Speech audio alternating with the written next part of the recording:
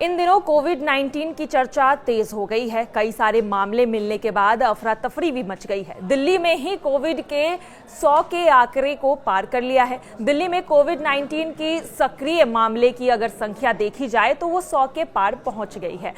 100 के पार पहुंचने के बाद मुख्यमंत्री रेखा गुप्ता ने आज स्थिति को लेकर लोगों को ये भरोसा दिलाया कि जो स्थिति है वो काबू में है। उन्होंने कहा कि कोविड अब एक मौसमी वायरस संक्रमण की तरह है और इसे लेकर किसी भी तरह की इमरजेंसी जैसे हालात नहीं होने चाहिए।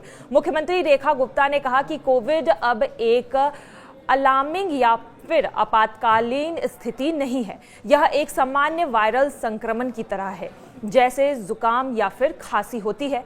उन्होंने लोगों से ये अपील की है कि वो घबराए नहीं और कोविड को समझदारी से काम ले, क्योंकि अस्पताल पूरी तरह से सतर्क है और स्थिति नियंत्रण में है। दिल्ली में फिलहाल 104 सक्रिय कोविड मामले दर्ज किए गए हैं, जो आधिकारिक आंकड़ों से ये बताया गया है। इसी बीच दिल्ली सरकार ने पिछले सप्ताह अस्पतालों को पहले से ही तैयार रहने के निर्देश जारी कर दिए थे, जिसमें बेड, ऑक्सीजन, दवाइयां और वैक्सीन की मौजूदगी सुनिश्चित करना भी शामिल था। मुख्यमंत्री ने कहा है कि ऐसे मामलों में बढ़ने के बावजूद दिल्ली का हेल्थ सिस्टम तैयार है और संक्रमित लोगों का समय पर इलाज भी किया जा रहा है।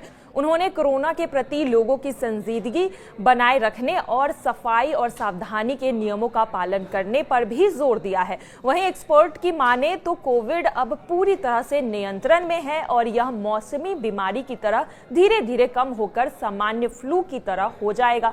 हालांकि कमजोर इम्यूनिटी सिस्टम वाले लोगों के लिए सावधानी जरूरी है और दिल्ली में जिस तरह से कोरोना का मामला 100 के पार पहुंच चुका है, लोगों में घबराहट तो है, लेकिन आज मुख्यमंत्री ने यह आश्वासन दिया है कि मामला कंट्रोल में है। और अब देखना यही है कि आने वाले दिनों में जिस तरह से इसे आम फ्लू की तरह बताया जा रहा है, क्या कोविड का मामला 100 के बाद थम जाएगा या फिर आगे चलकर कोविड के मामलों में और भी बढ़ोतरी होती है या नहीं।